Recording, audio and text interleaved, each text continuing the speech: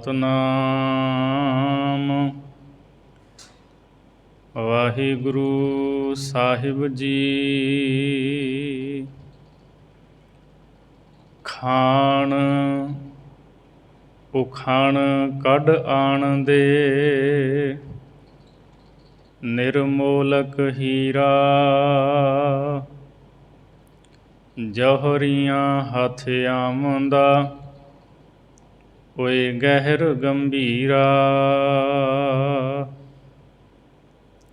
ਮਜਲਸ ਅੰਦਰ ਦੇਖਦੇ, ਪਾਤਸ਼ਾਹ ਵਜ਼ੀਰਾ। ਮੁੱਲ ਕਰਨ ਅਜਮਾਏ ਕੈ, ਸਾਹ ਮਨ ਧੀਰਾ। ਆਹਰਣ ਉੱਤੇ ਰੱਖ ਕੇ, ਘਣ ਘਾਉ ਸਰੀਰਾ। ਵਿਰਲਾ ਹੀ ਠਹਿਰਾਵੰਦਾ, ਦਰਗਹਿ ਗੁਰ ਪੀਰਾ। ਵਿਰਲਾ ਹੀ ਠਹਿਰਾਵੰਦਾ, ਦਰਗਹਿ ਗੁਰ ਪੀਰਾ। ਵਾਹਿਗੁਰੂ ਜੀ ਕਾ ਖਾਲਸਾ, ਵਾਹਿਗੁਰੂ ਜੀ ਕੀ ਫਤਿਹ। ਪਤਿਤ ਪਾਵਨ ਭਗਤ ਵਸ਼ਲ ਕਰੁਣਾ ਨਿਧਾਨ, ਦੀਨਾ ਬੰਧੂ ਜੋਤੀ ਸਵੈ ਰੂਪ। ਚਵਰ ਛਤਰ ਤਖਤ ਦੇ ਮਾਲਕ, ਧੰਨ ਸ੍ਰੀ ਗੁਰੂ ਗ੍ਰੰਥ ਸਾਹਿਬ ਮਹਾਰਾਜ ਜੀ ਦੀ ਪਵਿੱਤਰ ਹਜ਼ੂਰੀ ਦੇ ਅੰਦਰ ਹਾਜ਼ਰੀਆਂ ਭਰ ਰਹੀ ਸਤਿਗੁਰੂ ਦੀ ਸਾਜੀ ਨਿਵਾਜੀ ਗੁਰੂ ਰੂਪ ਗੁਰੂ ਖਾਲਸਾ ਸਾਧ ਸੰਗਤ ਜੀ। ਭਾਈ ਗੁਰਦਾਸ ਦੀਆਂ ਵਾਰਾਂ ਦੀ ਚੱਲ ਰਹੀ ਲੜੀਵਾਰ ਵਿਚਾਰ ਵਿੱਚੋਂ ਆਪ ਜੀ ਨੇ 13ਵੀਂ ਵਾਰ ਦੀ 16ਵੀਂ ਪੌੜੀ ਦਾ ਪਾਠ ਸਰਵਣ ਕੀਤਾ ਹੈ। ਭਾਈ ਗੁਰਦਾਸ ਸਾਹਿਬ ਜੀ ਨੂੰ ਗੁਰਸਿੱਖਾਂ ਦੇ ਵੱਲੋਂ ਪੁੱਛਿਆ ਗਿਆ, ਭਾਈ ਗੁਰਦਾਸ ਸਾਹਿਬ ਜੀ ਕਿਰਪਾ ਕਰਕੇ ਸਾਨੂੰ ਇਹ ਗੱਲ ਦੱਸੋ, ਜਦੋਂ ਅਸੀਂ ਵੇਖਦੇ ਹਾਂ ਕੋਈ ਰੱਬੀ ਮਾਰਗ 'ਤੇ ਤੁਰਦਾ ਹੈ ਤਾਂ ਰੱਬੀ ਮਾਰਗ 'ਤੇ ਤੁਰਦਿਆਂ ਹੋਇਆਂ ਉਹਨੂੰ ਦੁੱਖ ਕਲੇਸ਼ ਬਹੁਤ ਜ਼ਿਆਦਾ ਵਿਆਪਦੇ ਹੈ। ਇਹਦਾ ਕੀ ਕਾਰਨ ਹੈ? ਆਮ ਸੰਸਾਰੀ ਲੋਕਾਂ ਦਾ ਵੀ ਇਹੀ ਸਵਾਲ ਹੁੰਦਾ ਹੈ, ਜੀ ਫਲਾਣਾ ਤਾਂ ਇੰਨੀ ਬਾਣੀ ਪੜ੍ਹਦਾ ਹੈ, ਗੁਰੂ ਘਰੇ ਜਾਂਦਾ ਹੈ, ਪਰ ਉਹਨੂੰ ਦੁੱਖ ਕਿਉਂ ਆਉਂਦੇ ਹੈ? ਇੰਨੀ ਬਾਣੀ ਪੜ੍ਹਨ ਵਾਲੇ ਵੀ ਦੁਖੀ ਕਿਉਂ ਰਹਿੰਦੇ ਹੈ? ਤਾਂ ਭਾਈ ਗੁਰਦਾਸ ਸਾਹਿਬ ਜੀ ਇਹਦਾ ਜਵਾਬ ਸਾਨੂੰ ਇਸ ਪੌੜੀ ਦੇ ਰਾਹੀਂ ਦੇ ਰਹੇ ਹੈ। ਇੱਕ ਹੀਰੇ ਦਾ ਦ੍ਰਿਸ਼ਟਾਂਤ ਦਿੰਦੇ ਹੈ। ਕਹਿੰਦੇ ਵੇਖੋ, ਖਾਣ ਤੋਂ ਨਿਕਲ ਕੇ ਹੀਰਾ ਜੌਹਰੀਆਂ ਦੇ ਰਾਹੀਂ ਹੁੰਦਾ ਹੋਇਆ ਕਿਵੇਂ ਪਾਤਸ਼ਾਹ ਦੇ ਖਜ਼ਾਨੇ ਵਿੱਚ ਪੈਂਦਾ ਹੈ। ਉਹ ਹੀਰੇ ਦੀ ਪਰਖ ਹੁੰਦੀ ਹੈ, ਫਿਰ ਕਿਤੇ ਜਾ ਕਰਕੇ ਪਾਤਸ਼ਾਹਾਂ ਦੇ ਖਜ਼ਾਨੇ ਦੇ ਵਿੱਚ ਉਹ ਪੈਂਦਾ ਹੈ। ਸੋ ਆਓ ਭਾਈ ਗੁਰਦਾਸ ਸਾਹਿਬ ਜੀ ਸਾਨੂੰ ਸਮਝਾ ਰਹੇ ਹੈ।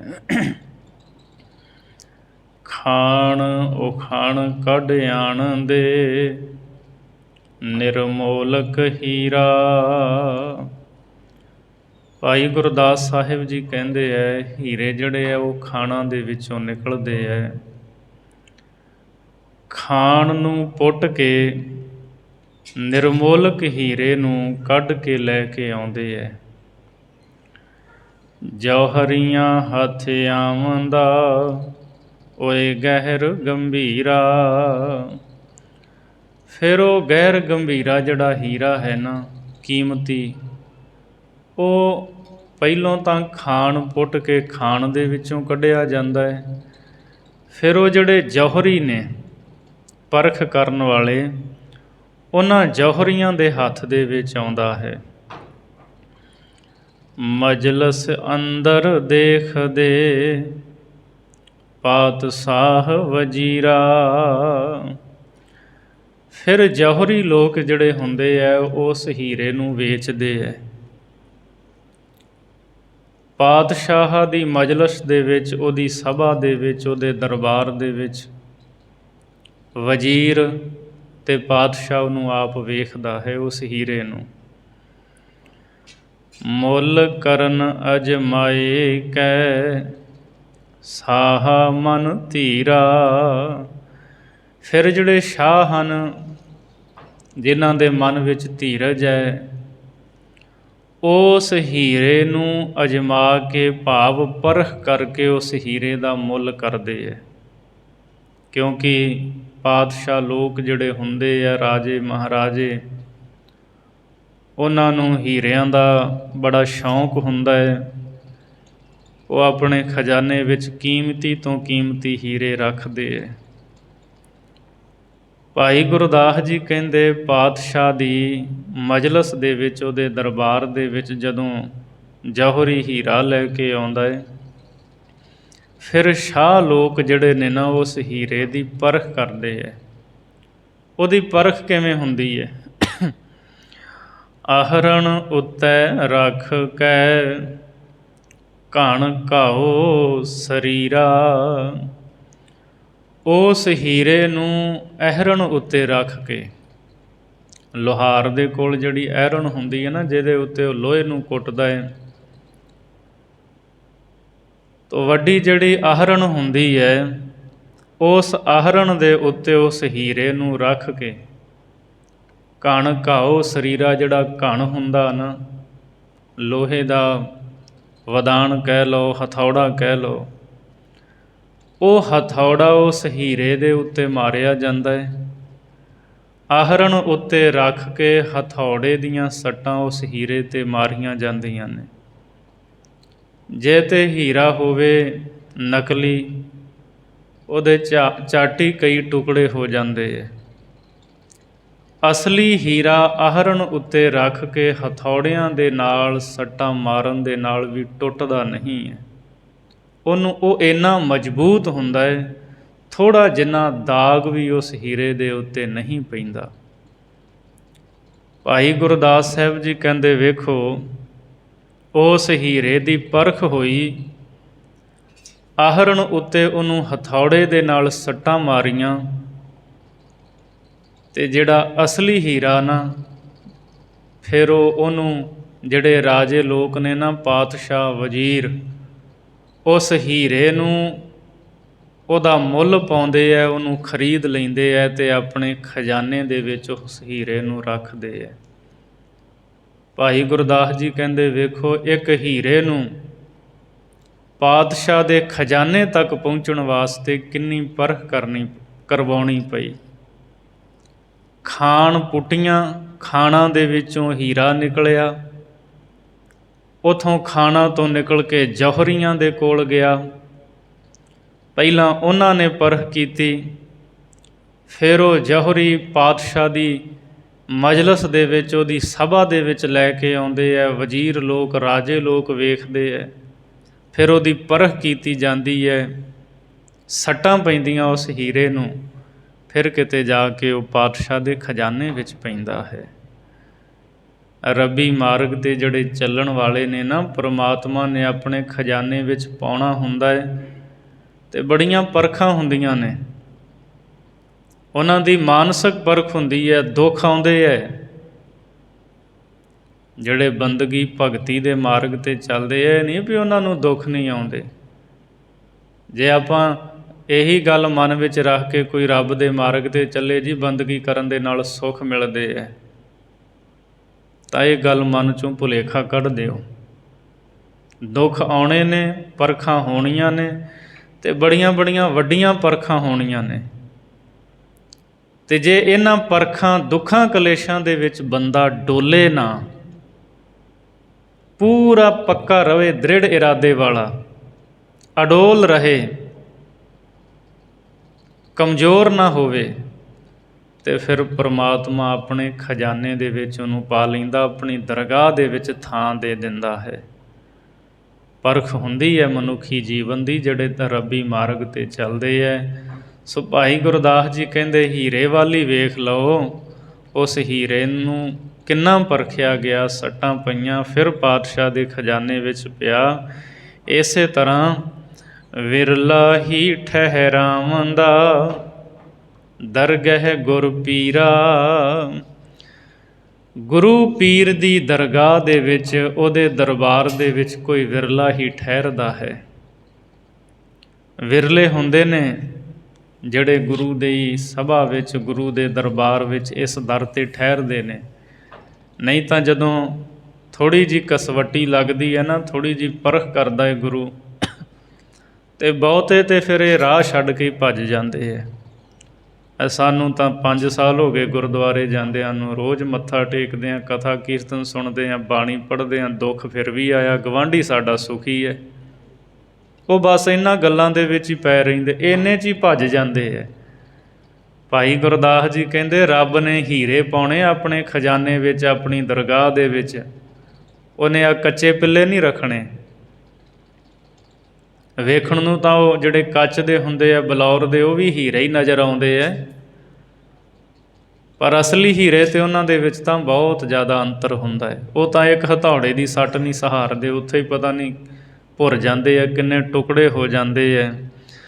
ਗੁਰੂ ਪੀਰ ਦੀ ਦਰਗਾਹ ਦੇ ਵਿੱਚ ਕੋਈ ਵਿਰਲਾ ਹੀ ਪ੍ਰੀਖਿਆ ਦੇ ਵਿੱਚੋਂ ਪਾਸ ਹੋ ਕੇ ਤੇ ਨਿੱਤਰਦਾ ਹੈ। ਭਾਈ ਗੁਰਦਾਸ ਸਾਹਿਬ ਜੀ ਨੇ ਇਹਦੇ ਵਿੱਚ ਸਾਨੂੰ ਇਹ ਗੱਲ ਸਮਝਾਈ ਹੈ ਵੀ ਜਿਹੜਾ ਸੰਸਾਰ ਹੈ ਇਹ ਖਾਣ ਹੈ, ਅਤੇ ਖਾਣ ਖੋਦਣ ਵਾਲੇ ਕੌਣ ਹਨ? ਜਿਹੜੇ ਗੁਰਮੁਖ ਲੋਕ ਹਨ, ਉਹ ਉਸ ਖਾਣ ਨੂੰ ਖੋਦਣ ਵਾਲੇ ਹੈ, ਹੀਰੇ ਕੱਢਣ ਵਾਲੇ ਹੈ। ਅਤੇ ਜਿਹੜੇ ਜਗਿਆਸੂ ਹਨ, ਇਹ ਅਜੇ ਇਸ ਮਾਰਗ 'ਤੇ ਚੱਲਣਾ, ਜਿਨ੍ਹਾਂ ਨੇ ਇੱਛਾ ਹੈ, ਅੰਦਰ ਜਗਿਆਸਾ ਹੈ, ਜਗਿਆਸੂ ਹੀਰੇ ਹਨ, ਅਤੇ ਸਤਿਗੁਰੂ ਪਾਤਸ਼ਾਹ ਜੀ ਜੌਹਰੀ ਹਨ। ਜਿਹੜੇ ਗੁਰਮੁਖ ਲੋਕ ਹਨ, ਉਹ ਜਗਿਆਸੂਆਂ ਨੂੰ ਸਤਿਗੁਰੂ ਦੇ ਕੋਲ ਲੈ ਕੇ ਆਉਂਦੇ ਹੈ, ਅਤੇ ਸੱਚੇ ਪਾਤਸ਼ਾਹ ਫਿਰ ਕੀ ਕਰਦੇ ਹੈ? ਸੰਸਾਰ ਦੀਆਂ ਜਿਹੜੀਆਂ ਤਰ੍ਹਾਂ ਤਰ੍ਹਾਂ ਦੀਆਂ ਵਾਸ਼ਨਾਵਾਂ, ਦੁੱਖ ਕਲੇਸ਼ ਜਿਹੜੇ ਹੈ ਨਾ, ਇਹ ਫਿਰ ਅਜਮਾਇਸ਼ ਹੁੰਦੀ ਹੈ, ਪਰਖ ਹੁੰਦੀ ਹੈ। ਕਿਉਂਕਿ ਗੁਰੂ ਪਰਖਦਾ ਹੈ। ਜਿਹੜਾ ਛੋਟੇ ਸੰਸਾਰੀ ਦੁੱਖਾਂ 'ਤੇ ਡੋਲ ਜਾਵੇ ਅਤੇ ਝਾਟੀ ਗੁਰੂ ਨੂੰ ਪਿੱਠ ਵਿਖਾ ਕੇ ਚਲਿਆ ਜਾਵੇ, ਗੁਰੂ ਵੀ ਕਹਿੰਦਾ ਮੈਨੂੰ ਇਹੋ ਜਿਹਿਆਂ ਦੀ ਲੋੜ ਨਹੀਂ। ਕੱਲ੍ਹ ਨੂੰ ਕੋਈ ਵੱਡਾ ਦੁੱਖ ਆ ਜਾਏ, ਕੋਈ ਗੱਲਬਾਤ ਹੋ ਜਾਏ, ਇਹਨੇ ਤਾਂ ਭੱਜਣ ਦੇ ਵਿੱਚ ਹਿਰਨਾਂ ਨੂੰ ਵੀ ਮਾਤ ਪਾ ਦੇਣੀ ਹੈ।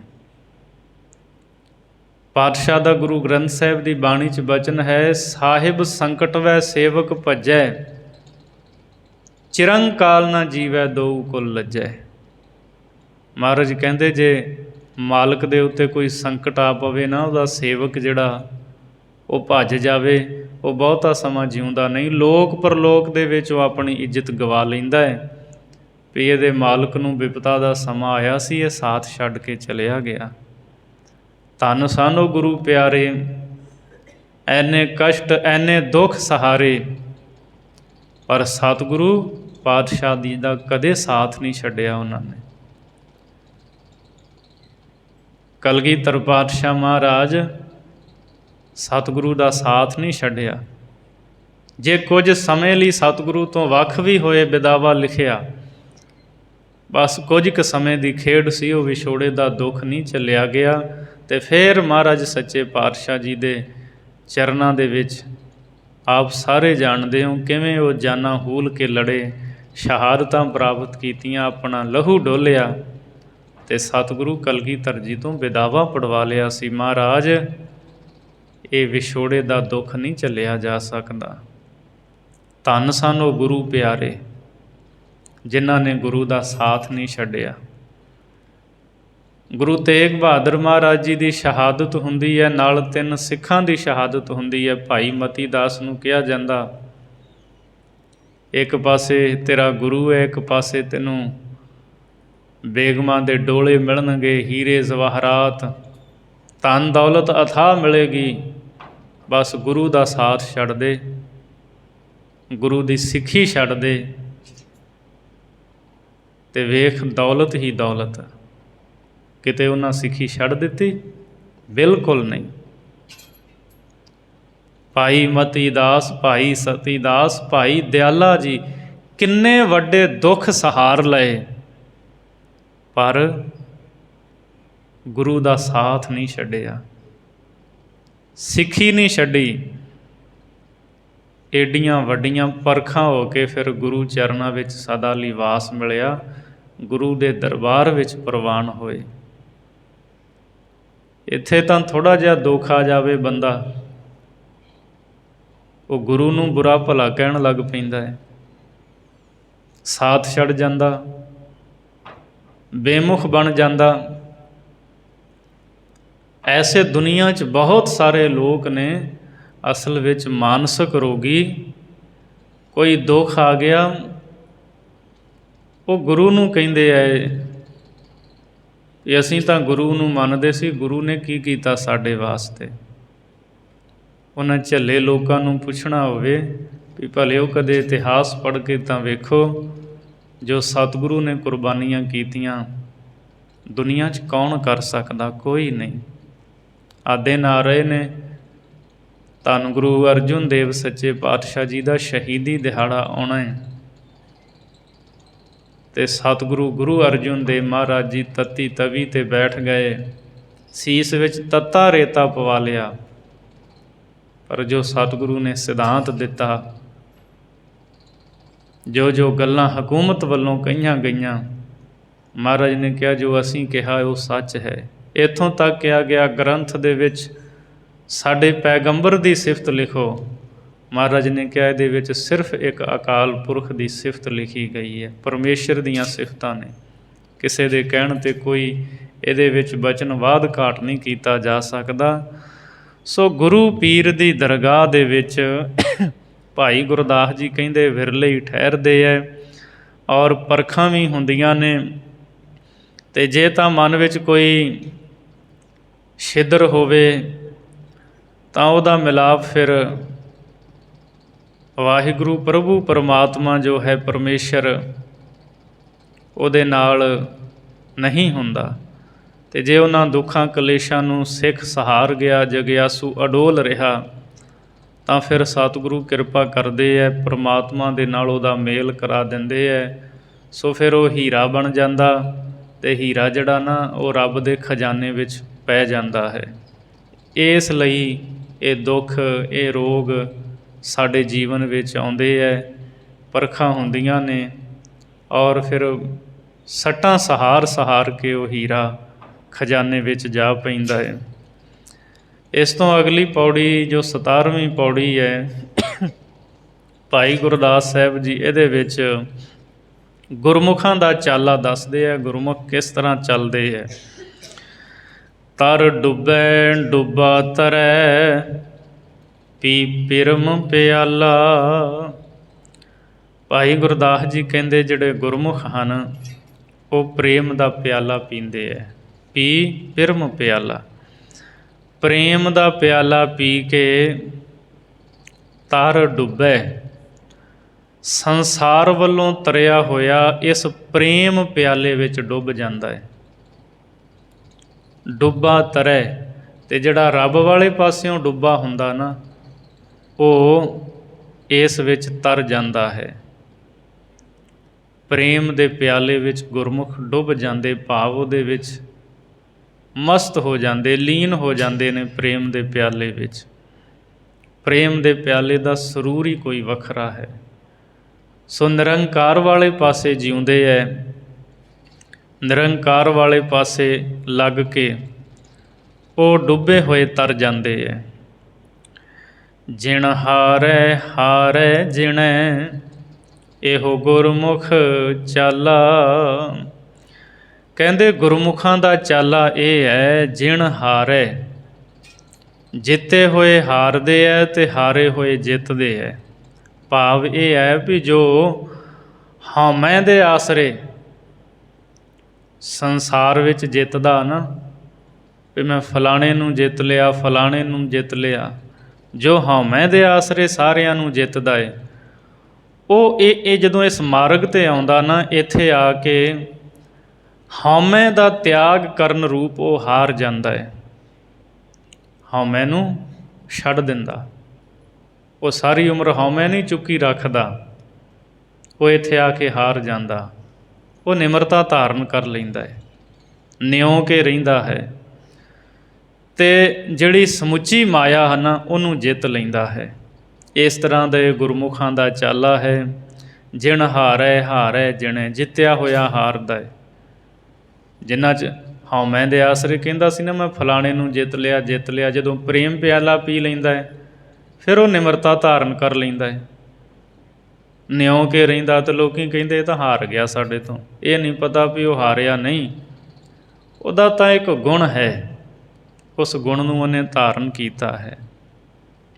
ਹਾਰੈ ਜਿਣੈ, ਅਤੇ ਜਿਹੜਾ ਸੰਸਾਰ ਦੇ ਵਿੱਚ ਹਾਰ ਰਿਹਾ ਸੀ ਉਹ ਵਿਕਾਰਾਂ ਨੂੰ ਜਿੱਤ ਕੇ ਜਾਂਦਾ ਹੈ। ਐਸਾ ਚਾਲਾ ਗੁਰਮੁਖਾਂ ਦਾ ਹੁੰਦਾ ਹੈ। ਮਾਰਗ ਖੰਡੇ ਧਾਰ ਹੈ, ਭਵ ਜਲ ਭਰ ਨਾਲਾ। ਭਾਈ ਗੁਰਦਾਸ ਸਾਹਿਬ ਜੀ ਕਹਿੰਦੇ ਜਿਹੜਾ ਗੁਰਮੁਖਾਂ ਦਾ ਮਾਰਗ ਹੈ ਇਹ ਖੰਡੇ ਧਾਰ ਹੈ। ਖੰਡੇ ਦੀ ਧਾਰਾ ਕਿੰਨੀ ਤਿੱਖੀ ਹੁੰਦੀ ਹੈ। ਕਹਿੰਦੇ ਉਸ ਧਾਰ ਦੇ ਉੱਤੇ ਤੁਰਨ ਦੀ ਨਿਆਈ ਹੈ, ਜਿਵੇਂ ਖੰਡੇ ਦੀ ਧਾਰ ਦੇ ਉੱਤੇ ਤੁਰਨਾ ਹੋਵੇ। ਖੰਡੇ ਧਾਰ ਗਲੀ ਅਤ ਭੀੜੀ, ਸੋ ਐਸਾ ਇਹ ਗੁਰਮੁਖਾਂ ਦਾ ਮਾਰਗ ਹੈ। ਭਵ ਜਲ ਭਰ ਨਾਲਾ, ਅਤੇ ਡਰ ਦੇ ਜਲ ਦੇ ਨਾਲ ਇਹ ਭਰਪੂਰ ਹੈ। ਇੱਥੇ ਬੰਦੇ ਨੂੰ ਸਦਾ ਸਹਿਮ ਡਰ ਬਣਿਆ ਰਹਿੰਦਾ ਹੈ ਕਿ ਸੰਸਾਰ ਭੌਜਲ ਵਿੱਚ ਡੁੱਬ ਨਾ ਜਾਈਏ, ਪਰ ਜਿਹੜੇ ਗੁਰਮੁਖ ਨੇ ਉਹ ਡਰਦੇ ਨਹੀਂ, ਉਹ ਸੰਸਾਰ ਭੌਜਲ ਤੋਂ ਤਰ ਜਾਂਦੇ ਹੈ। ਵਾਲਹੁ ਨਿੱਕਾ ਆਖੀਐ ਗੁਰਪੰਥ ਨਿਰਾਲਾ। ਅਤੇ ਇਹ ਜਿਹੜਾ ਮਾਰਗ ਹੈ ਭਾਈ ਗੁਰਦਾਸ ਜੀ ਕਹਿੰਦੇ ਵਾਲ ਤੋਂ ਵੀ ਨਿੱਕਾ ਸੂਖਮ ਕਿਹਾ ਜਾਂਦਾ ਹੈ। ਵਾਲ ਤੋਂ ਵੀ ਨਿੱਕਾ ਸੂਖਸ਼ਮ ਬਰੀਕ ਮਾਰਗ, ਉਹਦੇ ਉੱਤੇ ਚੱਲਣਾ ਹੁੰਦਾ ਗੁਰਮੁਖਾਂ ਨੇ। ਗੁਰਪੰਥ ਨਿਰਾਲਾ, ਗੁਰੂ ਦਾ ਜਿਹੜਾ ਪੰਥ ਰਸਤਾ ਹੈ ਨਾ ਇਹ ਨਿਰਾਲਾ ਵੱਖਰਾ ਹੈ। ਦੁਨੀਆ ਦੇ ਹੋਰ ਰਸਤਿਆਂ ਤੋਂ ਇਹ ਸਾਰਾ ਵੱਖਰਾ ਹੈ। ਜੋਗੀਆਂ ਦਾ ਆਪਣਾ ਰਸਤਾ ਹੈ, ਦਿਗੰਬਰ ਉਹਨਾਂ ਦਾ ਰਾਹ ਵੱਖਰਾ ਹੈ, ਛੇ ਦਰਸ਼ਨਾਂ ਵਾਲੇ ਉਹਨਾਂ ਦਾ ਰਸਤਾ ਹੋਰ ਵੱਖਰਾ ਹੈ। ਗੁਰੂ ਦਾ ਪੰਥ ਸਭ ਤੋਂ ਨਿਰਾਲਾ ਹੈ। ਹਉਮੈ ਬੱਜਰ ਭਾਰ ਹੈ, ਦੁਰਮਤ ਦੁਰਾਲਾ। ਭਾਈ ਗੁਰਦਾਸ ਸਾਹਿਬ ਜੀ ਕਹਿੰਦੇ ਹੈ ਇਹ ਮਾਰਗ 'ਤੇ ਜਿਹੜੇ ਚੱਲਦੇ ਹੈ ਨਾ ਉਹ ਵਿਰਲੇ ਹੀ ਪਾਰ ਲੱਗਦੇ ਹੈ। ਮੰਜ਼ਿਲ 'ਤੇ ਪਹੁੰਚਣ ਵਾਲੇ ਵਿਰਲੇ ਹੀ। ਉਹਦਾ ਕਾਰਨ ਇਹ ਹੈ ਹਉਮੈ ਬੱਜਰ ਭਾਰ ਹੈ। ਜਿਹੜੀ ਹਉਮੈ ਹੈ ਨਾ ਇਹ ਬਹੁਤ ਬੱਜਰ ਕਠੋਰ ਪੱਥਰ ਦੇ ਸਮਾਨ ਵੱਡਾ ਭਾਰ ਹੈ। ਅਤੇ ਇਸ ਰਾਹ 'ਤੇ ਚੱਲਦਿਆਂ ਹੋਏ ਨਾ ਕਈ ਤਾਂ ਇਸ ਹਉਮੈ ਦੇ ਵੱਡੇ ਕਠੋਰ ਪੱਥਰ ਦੇ ਹੇਠਾਂ ਆ ਕੇ ਹੀ ਮਰ ਜਾਂਦੇ ਹੈ, ਰਸਤੇ ਵਿੱਚ ਹੀ ਰਹਿ ਜਾਂਦੇ। ਜਿਵੇਂ ਪਹਾੜੀ ਰਸਤਾ ਹੁੰਦਾ ਨਾ, ਉੱਤੋਂ ਕਿਤੇ ਕਿਸੇ 'ਤੇ ਕੋਈ ਪੱਥਰ ਪਹਾੜ ਡਿੱਗ ਜਾਂਦਾ ਅਤੇ ਉਹ ਬੰਦਾ ਫਿਰ ਰੁੜ ਜਾਂਦਾ ਖੱਡ ਵਿੱਚ, ਖਾਈ ਵਿੱਚ, ਲੱਭਦੇ ਨਹੀਂ ਕਈ। ਭਾਈ ਗੁਰਦਾਸ ਜੀ ਕਹਿੰਦੇ ਇਸ ਰਸਤੇ ਦੇ ਵਿੱਚ ਹਉਮੈ ਜਿਹੜੀ ਹੈ ਨਾ ਇਹ ਵੱਡਾ ਪੱਥਰ ਹੈ, ਕਠੋਰ ਭਾਰ ਹੈ। ਦੁਰਮਤ ਦੁਰਾਲਾ, ਅਤੇ ਜਿਹੜੀ ਖੋਟੀ ਬੁੱਧੀ ਹੈ ਇਹ ਦੁੱਖਾਂ ਦਾ ਘਰ ਹੈ। ਬਹੁਤੇ ਖੋਟੀ ਬੁੱਧੀ ਕਰਕੇ ਅਤੇ ਇਸ ਹਉਮੈ ਦੇ ਭਾਰ ਕਰਕੇ ਮੰਜ਼ਿਲ 'ਤੇ ਨਹੀਂ ਪਹੁੰਚ ਪਾਉਂਦੇ। ਗੁਰਮਤਿ ਆਪ ਗਵਾਏ ਕੈ ਸਿੱਖ ਜਾਏ ਸੁਖਾਲਾ। ਸੋ ਜਿਸ ਨੇ ਗੁਰੂ ਦੀ ਮੱਤ ਧਾਰ ਕੇ ਆਪਾ ਗਵਾਇਆ ਹੈ, ਮੈਂ ਮੇਰੀ ਨੂੰ ਦੂਰ ਕੀਤਾ ਹੈ, ਉਹ ਸੌਖਿਆਂ ਹੀ ਪ੍ਰਭੂ ਪਰਮਾਤਮਾ ਦੀ ਹਜ਼ੂਰੀ ਵਿੱਚ ਵਾਹਿਗੁਰੂ ਦੀ ਸ਼ਰਨ ਵਿੱਚ ਪਹੁੰਚ ਜਾਂਦਾ ਹੈ। ਸਿੱਖ ਜਾਏ ਸੁਖਾਲਾ, ਸੌਖਿਆਂ ਹੀ ਵਾਹਿਗੁਰੂ ਦੇ ਚਰਨਾਂ ਵਿੱਚ ਪੁੱਜ ਜਾਂਦਾ ਹੈ।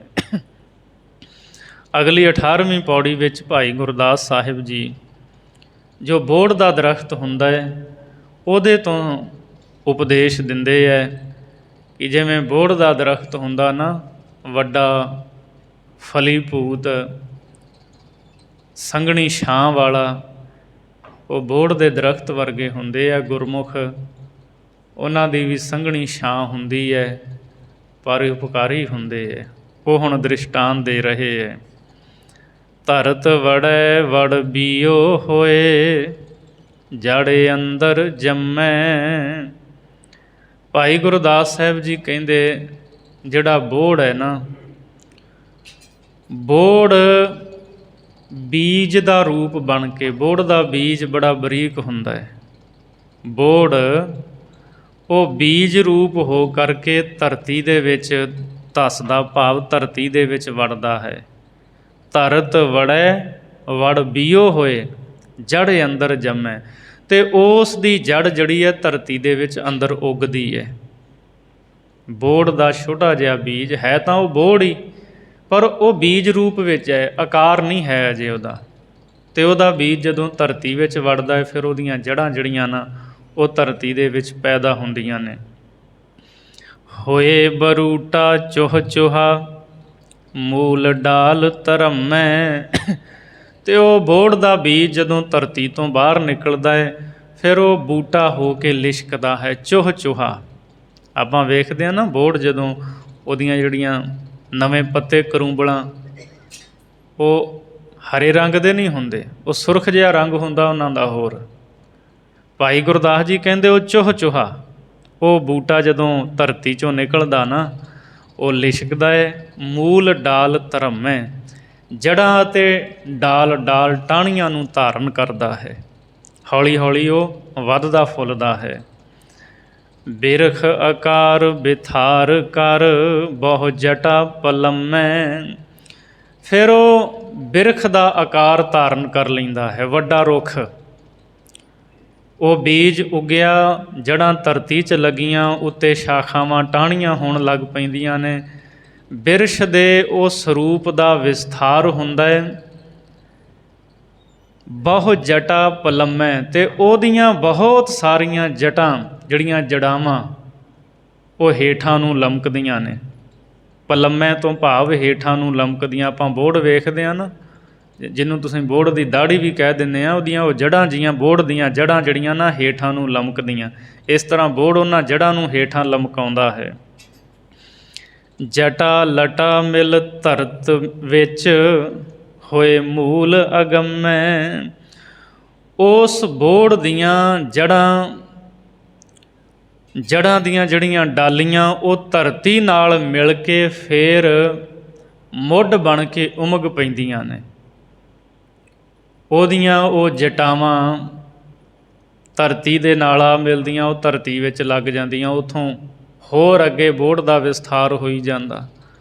ਕਈ ਜਿਹੜੇ ਪੁਰਾਣੇ ਬੋਹੜ ਹੈ ਨਾ, ਜਿਨ੍ਹਾਂ ਨੇ ਉਹਦੀਆਂ ਜਟਾਂ ਨੂੰ ਕੱਟਿਆ ਵੱਢਿਆ ਨਹੀਂ, ਉਹ ਨਾ ਬਹੁਤ ਵੱਡੇ ਵੱਡੇ ਹੋ ਜਾਂਦੇ ਹੈ ਅਤੇ ਬਹੁਤ ਹੀ ਵੱਡਾ ਵਿਸਥਾਰ ਕਰ ਲੈਂਦਾ ਹੈ ਬੋਹੜ। ਜੜ੍ਹਾਂ ਅੱਗੇ ਤੋਂ ਅੱਗੇ ਲੱਗਦੀਆਂ ਜਾਂਦੀਆਂ, ਅੱਗੇ ਤੋਂ ਅੱਗੇ ਲੱਗਦੀਆਂ ਜਾਂਦੀਆਂ, ਅਤੇ ਬਹੁਤ ਵੱਡੇ ਥਾਂ ਦੇ ਵਿੱਚ ਉਹ ਫੈਲ ਜਾਂਦਾ ਹੈ। ਬੋਹੜ ਦਾ ਆਕਾਰ ਬਹੁਤ ਵੱਡਾ ਹੋ ਜਾਂਦਾ ਹੈ। ਇਸ ਤਰ੍ਹਾਂ ਧਰਤੀ ਵਿੱਚ ਜੜ੍ਹਾਂ ਲੱਗ ਕੇ ਉਹ ਅੱਗੇ ਉਗਮ ਪੈਂਦੀਆਂ ਹਨ, ਅੱਗੇ ਤੋਂ ਅੱਗੇ ਤੁਰਦੀਆਂ ਜਾਂਦੀਆਂ ਨੇ। ਛਾਂਵ ਘਣੀ ਪਤ ਸੋਹਣੇ, ਫਲ ਲੱਖ ਲਖਮੈ। ਭਾਈ ਗੁਰਦਾਸ ਸਾਹਿਬ ਜੀ ਕਹਿੰਦੇ ਉਹ ਜਿਹੜਾ ਬੋਹੜ ਹੈ ਨਾ ਵਿਸਥਾਰ ਹੁੰਦਾ ਹੈ, ਕਹਿੰਦੇ ਫਿਰ ਉਹਨਾਂ ਤੋਂ ਸੰਘਣੀ ਛਾਂ ਹੁੰਦੀ ਹੈ, ਪੱਤ ਸੋਹਣੇ, ਉਹਦੇ ਸੋਹਣੇ ਪੱਤੇ ਹੁੰਦੇ ਹੈ, ਫਲ ਲੱਖ ਲਖਮੈ। ਅਤੇ ਇਸੇ ਤਰ੍ਹਾਂ ਲੱਖਾਂ ਫਲ ਜਿਹੜੇ ਹੈ ਉਹ ਉਸ ਬੋਹੜ ਨੂੰ ਲੱਗਦੇ ਆ। ਗੋਲਾਂ ਜਿਹੜੀਆਂ ਹੁੰਦੀਆਂ ਨੇ, ਵੱਖ ਵੱਖ ਨਾਂ ਕਹਿ ਦਿੰਦੇ ਹੈ। ਸੋ ਲੱਖਾਂ ਦੀ ਗਿਣਤੀ ਵਿੱਚ ਲੱਗੇ ਹੋਏ ਫਲ ਜਿਹੜੇ ਹੈ ਉਹ ਜਾਣੇ ਜਾਂਦੇ ਹੈ। ਫਲ ਅੰਦਰ ਬੀ ਬਹੁ, ਗੁਰ ਸਿੱਖ ਮਰਮੈ। ਅਤੇ ਬੋਹੜ ਨੂੰ ਜਿਹੜਾ ਫਲ ਲੱਗਾ ਨਾ, ਇੱਕ ਇੱਕ ਫਲ ਦੇ ਵਿੱਚ ਬਹੁਤ ਸਾਰੇ ਬੀਜ ਹੁੰਦੇ ਹੈ। ਭਾਈ ਗੁਰਦਾਸ ਜੀ ਕਹਿੰਦੇ ਇਹੋ ਹੀ ਇਸ ਤਰ੍ਹਾਂ ਦਾ ਹੀ ਗੁਰਸਿੱਖਾਂ ਦਾ ਭੇਦ ਹੈ। ਗੁਰਸਿੱਖ ਮਰਮੈ, ਕਹਿੰਦੇ ਬੋਹੜ ਵਾਂਗ ਹੀ ਗੁਰਸਿੱਖ ਹੁੰਦੇ ਹੈ। ਅੱਜ ਦੇ ਜ਼ਮਾਨੇ ਦੇ ਵਿੱਚ ਅਸੀਂ ਵੇਖਦੇ ਹਾਂ ਬੋਹੜ ਦੀ ਬੜੀ ਸੰਘਣੀ ਛਾਂ ਹੁੰਦੀ ਆ, ਆਕਸੀਜਨ ਬਹੁਤ ਦਿੰਦਾ ਹੈ, ਪੁਰਾਣੇ ਰੁੱਖ ਹੈ। ਅਤੇ ਖਾਸ ਕਰਕੇ ਆਪ ਜੀ ਦੇ ਇਸ ਨਗਰ ਦੇ ਵਿੱਚ ਤਾਂ ਨਗਰ ਦੇ ਪੁਰਾਣੇ ਸੱਜਣ ਪਤਵੰਤਿਆਂ ਦੇ ਬੋਹੜ ਲਾਏ ਹੋਏ ਅੱਜ ਵੀ ਸੰਘਣੀ ਛਾਂ ਦਿੰਦੇ ਹੈ। ਜੇ ਮੈਂ ਨਹੀਂ ਭੁੱਲਦਾ ਅੰਦਾਜ਼ਨ 100 ਤੋਂ ਉੱਪਰ ਬੋਹੜ ਹੋਵੇਗਾ ਨਗਰ ਦੇ ਵਿੱਚ, ਔਰ ਸਾਨੂੰ ਵੱਢਣੇ ਨਹੀਂ ਚਾਹੀਦੇ। ਵਾਤਾਵਰਨ ਨੂੰ ਸ਼ੁੱਧ ਰੱਖਦੇ ਹੈ, ਠੰਡੀ ਛਾਂ ਦਿੰਦੇ ਹੈ, ਸਾਨੂੰ ਸ਼ੁੱਧ ਹਵਾ ਦਿੰਦੇ ਹੈ। ਭਾਈ ਗੁਰਦਾਸ ਜੀ ਕਹਿੰਦੇ ਜਿਸ ਤਰ੍ਹਾਂ ਬੋਹੜ ਹੈ ਨਾ, ਇਹੋ ਜਿਹਾ ਮਰਮ ਭੇਦ ਹੈ ਗੁਰਸਿੱਖਾਂ ਦਾ। ਭਾਵ ਇਹ ਹੈ ਵੀ ਸਿੱਖ ਜਿਹੜੇ ਹੈ ਨਾ, ਉਹ ਹੰਕਾਰ ਨਹੀਂ ਕਰਦੇ। ਦੇਹ ਅਭਿਮਾਨ ਨੂੰ, ਹੰਕਾਰ ਨੂੰ ਛੱਡ ਕੇ ਬੋਹੜ ਦੇ ਬੀਜ ਵਾਂਗੂ ਹੁੰਦੇ ਆ ਗੁਰੂ ਕੇ ਸਿੱਖ। ਉਹ ਬੀਜ ਛੋਟਾ ਜਿਹਾ ਵੇਖੋ ਕਿੱਡਾ ਵੱਡਾ ਆਕਾਰ ਬਣ ਗਿਆ, ਛਾਂ ਦਿੱਤੀ, ਸ਼ੁੱਧ ਹਵਾ ਦਿੱਤੀ। ਕਹਿੰਦੇ ਇਸੇ ਤਰ੍ਹਾਂ ਗੁਰਸਿੱਖ ਉਹ ਵੇਖਣ ਨੂੰ ਤਾਂ ਇਉਂ ਲੱਗਦੇ ਹੈ ਛੋਟੇ ਹੈ, ਪਰ ਉਹ ਵੱਡੇ ਫਲੀ ਭੂਤ ਹੁੰਦੇ ਹੈ। ਨਿਮਰਤਾ ਧਾਰ ਕੇ ਅਤੇ ਗੁਰਮੁਖ ਜਿਹੜੇ ਹੈ ਨਾ, ਉਹ ਕਈਆਂ ਨੂੰ ਰਸਤਾ ਵਿਖਾਉਂਦੇ ਹੈ। ਕਈ ਜਗਿਆਸੂ ਜਿਹੜੇ ਹੈ ਗੁਰਮੁਖ ਤੋਂ ਸੁਖ ਪ੍ਰਾਪਤ ਕਰਦੇ ਹੈ, ਸਦੀਵੀ ਸੁਖ, ਔਰ ਸੁਖ ਦਿੰਦੇ ਹੈ। ਅੱਗੇ ਫਿਰ ਹੋਰ ਜਗਿਆਸੂ ਜਿਹੜੇ ਗੁਰਸਿੱਖ ਬਣਦੇ ਹੈ, ਅੱਗੇ ਹੋਰ ਉਹ ਗੁਰੂ ਕੇ ਸਿੱਖਿਆ ਦੇ ਕੇ, ਹੋਰ ਗੁਰੂ ਦੀ ਸਿੱਖਿਆ ਦੇ ਕੇ ਹੋਰਾਂ ਨੂੰ ਵੀ ਗੁਰਸਿੱਖੀ ਧਾਰਨ ਕਰਵਾਉਂਦੇ। ਜਿਵੇਂ ਬੋਹੜ ਦੀਆਂ ਜੜ੍ਹਾਂ ਹੇਠਾਂ ਲੱਗਦੀਆਂ ਅਗਾਂਹ ਤੋਂ ਅਗਾਂਹ ਵਿਸਥਾਰ ਕਰਦੀਆਂ ਨੇ ਨਾ, ਇਸੇ ਤਰ੍ਹਾਂ ਇੱਕ ਗੁਰਸਿੱਖ ਤੋਂ ਕੋਈ ਜਗਿਆਸੂ ਵਰਸਾਇਆ ਗਿਆ, ਉਹਨੇ ਸਿੱਖੀ ਧਾਰਨ ਕੀਤੀ, ਫਿਰ ਉਹਦੇ ਤੋਂ ਅੱਗੇ ਹੋਰ ਨੇ ਸਿੱਖੀ ਧਾਰਨ ਕੀਤੀ, ਉਹਦੇ ਤੋਂ ਅੱਗੇ ਹੋਰ ਨੇ। ਇਸ ਤਰ੍ਹਾਂ ਬੜਾ ਵੱਡਾ ਵਿਸਥਾਰ ਕਰ ਲੈਂਦੇ ਆ ਗੁਰਮੁਖ। ਸੋ ਗੁਰਸਿੱਖਾਂ ਦਾ ਜੀਵਨ ਬੋਹੜ ਵਰਗਾ ਹੁੰਦਾ ਹੈ, ਠੰਡੀਆਂ ਛਾਵਾਂ ਦੇਣ ਵਾਲਾ ਔਰ ਸ਼ੁੱਧ ਹਵਾ ਭਾਵ ਜੀਵਨ ਬਖਸ਼ਣ ਵਾਲਾ ਹੁੰਦਾ। ਐਸੇ ਗੁਰਸਿੱਖ ਹੁੰਦੇ ਹੈ ਬੋਹੜ ਵਰਗੇ। ਅਗਲੀ 19ਵੀਂ ਪੌੜੀ ਦੇ ਵਿੱਚ ਹੁਣ ਭਾਈ ਗੁਰਦਾਸ ਸਾਹਿਬ ਜੀ ਸਾਨੂੰ ਦੱਸਦੇ ਹੈ ਵੀ ਗੁਰੂ ਇੱਕ ਬ੍ਰਿਛ ਰੂਪ ਹੈ, ਜਿਹਦੇ ਤੋਂ ਅਸੀਂ ਛਾਂ ਫਲ ਪ੍ਰਾਪਤ ਕਰਦੇ ਹਾਂ। ਔਰ ਜਿਹੜੇ ਗੁਰੂ ਕੇ ਸਿੱਖ ਨੇ ਪਿਆਰੇ, ਉਹ ਗੁਰੂ ਦੀ ਸਿੱਖਿਆ ਨੂੰ ਧਾਰਨ ਕਰਕੇ ਗੁਰੂ ਦੇ ਉਪਦੇਸ਼ਾਂ ਦੇ ਮੁਤਾਬਕ ਚੱਲਦੇ ਹੈ, ਅਤੇ ਫਿਰ ਉਹ ਵੱਡੇ ਰਾਜਿਆਂ ਦੇ ਰਾਜੇ, ਵੱਡੇ ਈਸ਼ਰਾਂ ਦੇ ਈਸ਼ਰ ਹਨ ਗੁਰਮੁਖ ਪਿਆਰੇ। ਇੱਕ ਸਿੱਖ ਦੋਏ ਸਾਧ ਸੰਗ, ਪੰਜੀ ਪਰਮੇਸ਼ਰ। ਜੇ ਇੱਕ ਹੋਵੇ ਇਕੱਲਾ ਤਾਂ ਕੀ ਹੈ ਸਿੱਖ, ਜੇ ਦੋ ਜਣੇ ਮਿਲ ਗਏ ਤਾਂ ਫਿਰ ਉਹ ਸਤ ਸੰਗਤ, ਸਾਧ ਸੰਗਤ ਹੈ। ਜਦੋਂ ਦੋ ਸਿੱਖ ਆਪਸ ਵਿੱਚ ਮਿਲਦੇ ਹੈ, ਗੁਰੂ ਦੀਆਂ ਗੱਲਾਂ ਕਰਦੇ ਹੈ, ਇਤਿਹਾਸ ਦੀ ਸਾਂਝ ਪਾਉਂਦੇ ਇੱਕ ਦੂਜੇ ਨਾਲ, ਦੋ ਜਣੇ ਬੈਠੇ ਭਾਵੇਂ ਗੱਲਾਂ ਕਰ ਰਹੇ, ਉਹ ਸਤ ਸੰਗਤ ਕਰ ਰਹੇ ਹੈ, ਸਤ ਸੰਗਤ ਦਾ ਆਨੰਦ ਮਾਣਦੇ ਹੈ। ਪੰਜੀ ਪਰਮੇਸ਼ਰ, ਭਾਈ ਗੁਰਦਾਸ ਜੀ ਕਹਿੰਦੇ ਤੇ ਪੰਜਾਂ ਦੇ ਵਿੱਚ ਪਰਮੇਸ਼ਰ ਦਾ ਵਾਸਾ ਹੈ, ਪੰਜਾਂ ਵਿੱਚ ਆਪ ਪਰਮੇਸ਼ਰ ਹੈ। ਇੱਕ ਸਿੱਖ ਹੈ, ਦੋ ਸਾਧ ਸੰਗਤ। ਜੇ ਸਾਧ ਸੰਗਤ, ਸਤ ਸੰਗਤ ਕਿਸੇ ਨੇ ਕਰਨੀ ਹੈ, ਇਹ ਕਵੇ ਬੰਦਾ ਵੀ ਬਹੁਤ ਜ਼ਿਆਦਾ ਲੋਕ ਚਾਹੀਦੇ, ਇਕੱਠ ਹੋਵੇ ਤਗੜਾ, ਭਾਈ ਗੁਰਦਾਸ ਜੀ ਕਹਿੰਦੇ ਤੁਸੀਂ ਦੋ ਜਣੇ ਬੈਠੇ ਵੀ ਸਤ ਸੰਗਤ ਕਰ ਸਕਦੇ ਹੋ। ਦੋ ਜਣੇ ਬੈਠੇ ਜਦੋਂ ਸ਼ਬਦ ਦੀ ਵਿਚਾਰ ਕਰਦੇ ਹੋ, ਕੀਰਤਨ ਕਰਦੇ ਹੋ, ਗੁਰੂ ਦੀਆਂ ਸਿਫਤਾਂ ਕਰਦੇ ਹੋ, ਇਹ ਸਤ ਸੰਗਤ ਹੋ ਰਹੀ ਹੈ। ਅਤੇ ਪੰਜਾਂ ਦੀ ਤਾਂ ਗੱਲ ਹੀ ਕੀ ਕਹਿਣੀ, ਪੰਜੀ ਪਰਮੇਸ਼ਰ ਕਹਿੰਦੇ ਪੰਜਾਂ ਵਿੱਚ ਪਰਮੇਸ਼ਰ ਹੈ। ਅਤੇ ਕਲਗੀਧਰ ਮਹਾਰਾਜ ਜੀ ਨੇ ਤਾਂ ਇਹ ਜੋ ਪੰਚ ਪ੍ਰਵਾਨ ਪੰਚ ਪ੍ਰਧਾਨ ਪੰਚੇ ਪਾਵਹਿ ਦਰਗਹਿ ਮਾਨ, ਜੋ ਸਾਨੂੰ ਸਿਧਾਂਤ ਦਿੱਤਾ, ਸਿੰਘ ਪੰਚਨ ਮਹਿ ਮੋਰੋ ਬਾਸਾ, ਕਿਹਾ ਮਹਾਰਾਜ ਨੇ ਵੀ ਪੰਜਾਂ ਸਿੰਘਾਂ ਦੇ ਵਿੱਚ ਮੇਰਾ ਵਾਸਾ ਹੈ। ਔਰ ਫਿਰ ਪੰਜ ਹੀ ਸਾਨੂੰ ਅੰਮ੍ਰਿਤ ਦੀ ਦਾਤ ਬਖਸ਼ਦੇ ਹੈ। ਕਲਗੀਧਰ ਮਹਾਰਾਜ ਜੀ ਦਾ ਬਚਨ ਹੈ, ਪਾਂਚ ਸਿੰਘ ਜੋ ਅੰਮ੍ਰਿਤ ਦੇਵੈ, ਤਾਕੋ ਸਿਰ ਧਰ ਸ਼ਕ ਪੁਨ ਲੇਵੈ, ਪੁਨ ਮਿਲ ਪਾਂਚੋ ਰਹਿਤ ਜੋ ਭਾਖੈ, ਤਾਕੋ ਦ੍ਰਿੜ ਕਰ ਮਨ ਮੈਂ ਰਾਖੈ। ਸੋ ਇਸ ਤਰ੍ਹਾਂ ਪੰਜਾਂ ਦੇ ਵਿੱਚ ਪਰਮੇਸ਼ਰ ਹੈ। ਨੌ ਅੰਗ ਨੀਲ ਅਨੀਲ ਸੁਨ, ਅਵਤਾਰ ਮਹੇਸ਼ਰ। ਨੌ ਅੰਗ ਤੋਂ ਭਾਵ ਜਿਹੜੇ ਗਿਣਤੀ ਦੇ 9 ਅੰਕ ਹਨ, 1 2 3 4 5 6 7 8 9। ਤੇ ਸੁੰਨ ਕਹਿੰਦੇ ਨੇ ਅੰਕ ਦੇ ਅੱਗੇ ਜਿਹੜਾ ਸ਼ੂਨਯ 0 ਲੱਗਦਾ ਹੈ। 9 ਅੰਕਾਂ ਦੇ ਅੱਗੇ ਜਦੋਂ ਬਿੰਦੀ ਲੱਗ ਜਾਂਦੀ ਹੈ ਨਾ, 0 ਲੱਗ ਜਾਂਦਾ ਹੈ, ਉਹ ਗਿਣਤੀ 10 ਗੁਣਾ ਵੱਧਦੀ ਹੈ। ਇੱਕ 0 ਲੱਗਦਾ ਜਾਵੇਗਾ ਅੰਕ ਦੇ ਅੱਗੇ, ਉਹ ਗਿਣਤੀ 10 ਗੁਣਾ ਹੋਵੇਗੀ। ਮੰਨ ਲਓ 2 ਹੈ, 2 ਦੇ ਅੱਗੇ ਬਿੰਦੀ ਲੱਗ ਗਈ, 20 ਹੋ ਗਏ। ਫਿਰ ਇੱਕ 0 ਲੱਗ ਗਈ, 200। ਫਿਰ ਲੱਗ ਗਈ 2000, 20000, 2 ਲੱਖ। ਇਸ ਤਰ੍ਹਾਂ 10 ਗੁਣਾ ਜਿਹੜੀ ਗਿਣਤੀ ਹੈ ਨਾ, ਉਹ ਵੱਧਦੀ ਜਾਂਦੀ ਹੈ। 9 ਅੰਗ ਨੀਲ ਅਨੀਲ ਸੁਨ ਅਵਤਾਰ ਮਹੇਸਰ। ਭਾਈ ਗੁਰਦਾਸ ਸਾਹਿਬ ਜੀ ਕਹਿੰਦੇ ਫਿਰ ਗਿਣਤੀ ਚੱਲਦੀ ਚੱਲਦੀ ਨੀਲ ਤੱਕ ਪਹੁੰਚ ਜਾਂਦੀ ਹੈ। ਨੀਲ ਤੋਂ ਅੱਗੇ ਅਨੀਲ ਅਣਗਿਣਤ ਹੋ ਜਾਂਦੀ ਹੈ। ਗਿਣਤੀ ਜੋ ਸੰਸਾਰ ਦੀ ਗਣਤ ਵਿੱਦਿਆ ਅਸੀਂ ਕਰਦੇ ਹਾਂ ਨਾ, 1 ਤੋਂ ਇਕਾਈ, ਦਹਾਈ, ਸੈਂਕੜਾ, ਹਜ਼ਾਰ, 10,000, ਲੱਖ, 10 ਲੱਖ, ਕਰੋੜ, 10 ਕਰੋੜ, ਅਰਬ, 10 ਅਰਬ, ਖਰਬ, 10 ਖਰਬ। ਫਿਰ ਆਉਂਦਾ ਹੈ ਨੀਲ ਅਤੇ 10 ਨੀਲ, ਪਦਮ, 10 ਪਦਮ, ਸੰਖ, ਅਤੇ ਉਸ ਤੋਂ ਅੱਗੇ ਅਸੰਖ ਅਣਗਿਣਤ ਹੋ ਜਾਂਦੀ ਹੈ। ਗਣਤ ਵਿੱਦਿਆ ਇੱਥੇ ਮੁੱਕ ਜਾਂਦੀ ਹੈ। ਭਾਈ ਗੁਰਦਾਸ ਜੀ ਕਹਿੰਦੇ 9 ਅੰਕਾਂ ਦੀ ਗਿਣਤੀ 10 ਗੁਣਾ ਵੱਧਦੀ ਹੋਈ ਨੀਲ ਤੱਕ ਪੁੱਜਦੀ ਹੈ। ਫਿਰ ਅਨੀਲ ਅਣਗਿਣਤ ਹੋ ਜਾਂਦੀ ਹੈ। ਅਤੇ ਸੁੰਨ ਜਿਹੜਾ ਨਾ, ਉਹ ਪਰਮੇਸ਼ਰ ਨੂੰ ਉਹ ਸੁੰਨ ਕਿਹਾ ਗਿਆ। ਸੁੰਨ ਸਮਾਧੀ, ਅਫੁਰ ਸਮਾਧੀ ਹੈ ਉਹ ਪਰਮੇਸ਼ਰ ਦੀ, ਅਤੇ ਸੁੰਨ ਪਰਮੇਸ਼ਰ ਦਾ ਅਵਤਾਰ ਕਿਹਾ ਗਿਆ। ਅਤੇ ਉਹਦੇ ਵਿੱਚ ਸੁਰਤ ਜੋੜ ਕੇ ਜਿਹੜਾ ਸਿੱਖ ਹੈ ਨਾ, ਉਹ ਮਹੇਸਰ, ਵੱਡਾ ਈਸ਼ਰ ਬਣ ਜਾਂਦਾ ਹੈ, ਮਹਾ ਈਸ਼ਰ ਬਣ ਜਾਂਦਾ ਹੈ। 20 21 ਅਸੰਖ ਸੰਖ ਮੁਕਤੇ ਮੁਕਤੇ ਸਰ। ਇਸੇ ਤਰ੍ਹਾਂ ਸੰਸਾਰ ਦੀਆਂ ਗਿਣਤੀਆਂ ਮਿਣਤੀਆਂ ਤੋਂ ਸਿੱਖ ਅੱਗੇ ਲੰਘ ਜਾਂਦਾ ਹੈ ਔਰ ਇੱਕ ਪਰਮਾਤਮਾ ਦੇ ਚਰਨਾਂ ਵਿੱਚ ਜੁੜ ਕੇ ਗਿਣਤੀਆਂ ਤੋਂ ਅਸੰਖ ਅਣਗਿਣਤ ਹੋ ਕਰਕੇ ਉਸ ਅਵਸਥਾ ਵਿੱਚ ਪੁੱਜਦਾ ਹੈ। ਅਤੇ ਉਸ ਅਵਸਥਾ ਵਿੱਚ ਪੁੱਜਿਆ ਹੋਇਆ ਮੁਕਤੇ, ਜਿਹੜੇ ਗੁਰੂ ਕੇ ਸਿੱਖ ਮੁਕਤ ਹਨ, ਮੁਕਤ ਰੂਪ ਹਨ, ਉਹਨਾਂ ਦੀ ਸੇਵਾ ਕਰਦਾ ਹੈ। ਅਤੇ ਫਿਰ ਮੁਕਤੇਸਰ, ਅਤੇ ਜਿਹੜੀ ਮੁਕਤੀ ਕਰਨ ਵਾਲੀ ਸ਼ਕਤੀ ਹੈ ਨਾ, ਉਹਨਾਂ ਦਾ ਉਹ ਮਾਲਕ ਹੁੰਦਾ ਹੈ। ਐਸਾ ਸਿੱਖ ਹੁੰਦਾ ਹੈ। ਐਸੇ ਸਿੱਖ ਵੱਸਦੇ ਕਿੱਥੇ ਕਿੱਥੇ ਨੇ, ਜਿਹੜੇ ਆਪ ਮੁਕਤ ਨੇ ਅਤੇ ਹੋਰਾਂ ਨੂੰ ਮੁਕਤ ਕਰਦੇ ਹੈ।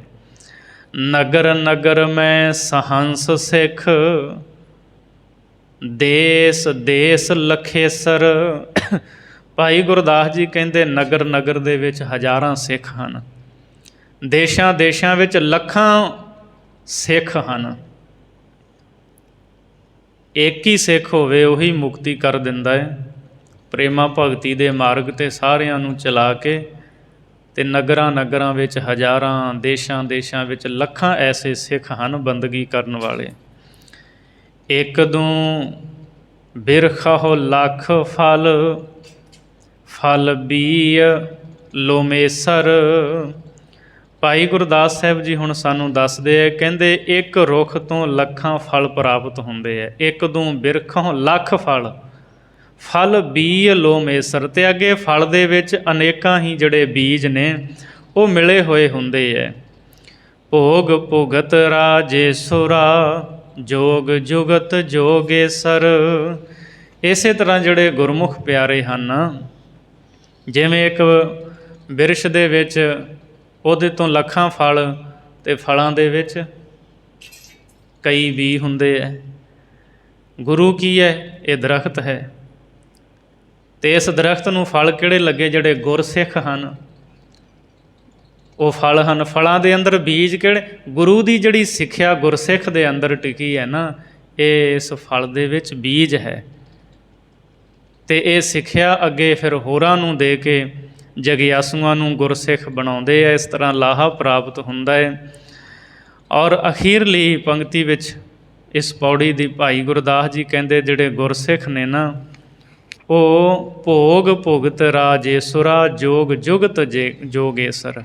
ਸੰਸਾਰ ਦੇ ਪਦਾਰਥਾਂ ਨੂੰ ਵੀ ਮਾਣਦੇ ਹੈ, ਭੋਗਾਂ ਨੂੰ ਭੋਗ ਕੇ ਵੱਡੇ ਉਹ ਰਾਜਿਆਂ ਦੇ ਈਸ਼ਵਰ ਹਨ, ਔਰ ਜੋਗ ਵਿੱਚ ਵਾਹਿਗੁਰੂ ਦੇ ਚਰਨਾਂ ਦੇ ਨਾਲ ਜੁੜੇ ਹੋਏ ਜਿਹੜੇ ਹੈ ਉਹ ਜਨਕ ਰਾਜੇ ਵਾਂਗੂ ਜੋਗੀਆਂ ਦੇ ਰਾਜੇ ਹੈ, ਐਸੇ ਗੁਰਸਿੱਖ ਹੁੰਦੇ ਹੈ। ਇਸ ਤੋਂ ਅਗਲੀ ਪੌੜੀ ਦੇ ਵਿੱਚ 20ਵੀਂ ਪੌੜੀ ਵਿੱਚ ਭਾਈ ਗੁਰਦਾਸ ਸਾਹਿਬ ਜੀ ਅੱਗੇ ਸਿੱਖਿਆ ਬਖਸ਼ਦੇ ਹੈ। ਪੀਰ ਮੁਰੀਦਾਂ ਪਿਰਹੜੀ ਵਣਜਾਰੇ ਸਾਹੈ। ਪੀਰ ਅਤੇ ਮੁਰੀਦ ਦੀ ਪ੍ਰੀਤ ਦਾ ਜ਼ਿਕਰ ਕਰਦੇ ਹੈ। ਗੁਰੂ ਅਤੇ ਸਿੱਖ, ਗੁਰੂ ਅਤੇ ਸਿੱਖ ਦੀ ਪ੍ਰੀਤ ਭਾਈ ਗੁਰਦਾਸ ਜੀ ਕਹਿੰਦੀ ਇਹੋ ਜਿਹੀ ਹੈ ਵਣਜਾਰੇ ਸਾਹੈ। ਕਹਿੰਦੇ ਜਿਵੇਂ ਗਾਹਕਾਂ ਦੀ ਸ਼ਾਹਾਂ ਦੀ ਪ੍ਰੀਤ ਹੁੰਦੀ ਹੈ। ਆਪਾਂ ਵੇਖਦੇ ਹਾਂ ਜਿਹੜੇ ਵਣਜਾਰੇ ਗਾਹਕ ਹੁੰਦੇ ਹੈ ਉਹ ਇੱਕ ਸ਼ਾਹ ਦੀ ਦੁਕਾਨ 'ਤੇ ਜਾਂਦੇ ਹੈ। ਉਹ ਦੁਕਾਨਾਂ ਤਾਂ ਹੋਰ ਵੀ ਬਥੇਰੀਆਂ, ਪਰ ਉਹਦੇ ਤੋਂ ਹੀ ਉਹਦੇ ਨਾਲ ਉਹਦੀ ਪ੍ਰੀਤ ਹੈ, ਬਣਦੀ ਹੈ, ਉਹ ਭਰੋਸੇ ਵਾਲਾ ਹੈ। ਕਹਿੰਦੇ ਸ਼ਾਹਾਂ ਅਤੇ ਗਾਹਕਾਂ ਵਾਂਗ ਪ੍ਰੀਤ ਹੁੰਦੀ ਹੈ ਗੁਰੂ ਅਤੇ ਸਿੱਖ ਦੀ। ਸੌਦਾ ਇਕਤ ਹਟ ਹੈ ਸੰਸਾਰ ਵਿਸਾ ਹੈ। ਨਾਮ ਰੂਪ ਸੌਦਾ ਇੱਕ ਗੁਰੂ ਦੀ ਹੱਟੀ 'ਤੇ ਹੈ ਅਤੇ ਇੱਥੋਂ ਸੰਸਾਰ ਦੇ ਲੋਕ ਨਾਮ ਦਾ ਸੌਦਾ ਖਰੀਦਦੇ ਹੈ। ਕੋਈ ਵੇਚੈ ਕੌਡੀਆਂ ਕੋ ਦਮ ਉਗਾ ਹੈ। ਹੁਣ ਉਦਾਹਰਣ ਦੇ ਕੇ ਭਾਈ ਗੁਰਦਾਸ ਜੀ ਸਮਝਾਉਂਦੇ ਹੈ, ਕੋਈ ਬੰਦਾ ਤਾਂ ਕੌਡੀਆਂ ਵੇਚਦਾ ਹੈ ਅਤੇ ਕੋ ਦਮ ਉਗਾ ਹੈ, ਅਤੇ ਕੋਈ ਰੁਪਈਏ ਇਕੱਠੇ ਕਰਦਾ ਉਗਰਾਉਂਦਾ ਹੈ। ਭਾਵੇਂ ਹੈ ਵੀ ਉਹ ਕੌਡੀਆਂ ਨੂੰ ਵੇਚ ਕੇ ਰੁਪਈਏ ਲੈਂਦਾ ਹੈ। ਕੌਡੀ ਰੁਪਈਏ ਤੋਂ ਬਹੁਤ ਛੋਟੀ ਹੁੰਦੀ ਹੈ। ਕੋਈ ਤਾਂ ਕੌਡੀਆਂ ਵੇਚਦਾ ਹੈ ਅਤੇ ਰੁਪਈਏ ਉਗਰਾਉਂਦਾ ਹੈ। ਕੋਈ ਰੁਪਈਏ ਵਿਕਣੈ ਸੁਨਈਏ ਕੋ ਡਾਹੈ।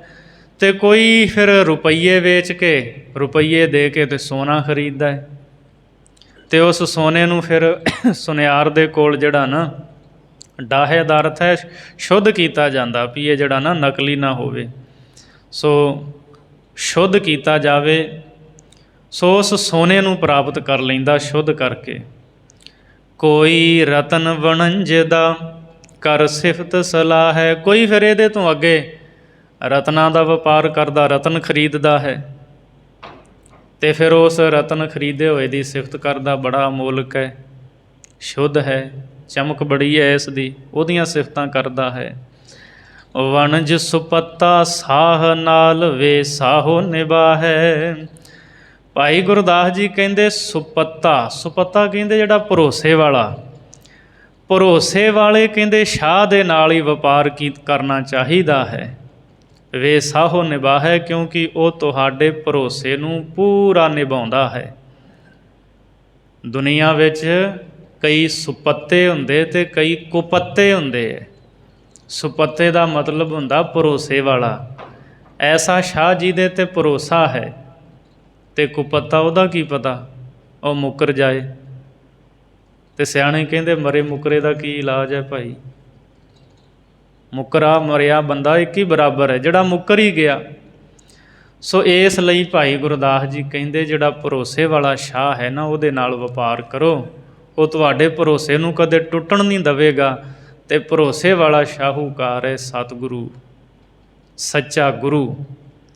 ਗੁਰੂ ਕਦੇ ਕਿਸੇ ਦੇ ਭਰੋਸੇ ਨੂੰ ਟੁੱਟਣ ਨਹੀਂ ਦਿੰਦਾ। ਮੱਖਣ ਸ਼ਾਹ ਨੇ ਭਰੋਸਾ ਰੱਖ ਕੇ ਅਰਦਾਸ ਕੀਤੀ ਸੀ, ਉਹਦਾ ਡੁੱਬਦਾ ਬੇੜਾ ਬੰਨੇ ਲੱਗ ਗਿਆ, ਉਹਦਾ ਜਹਾਜ਼ ਕਿਨਾਰੇ ਲੱਗ ਗਿਆ। ਗੁਰੂ ਤੇਗ ਬਹਾਦਰ ਜੀ ਨੇ ਕਿਰਪਾ ਕੀਤੀ।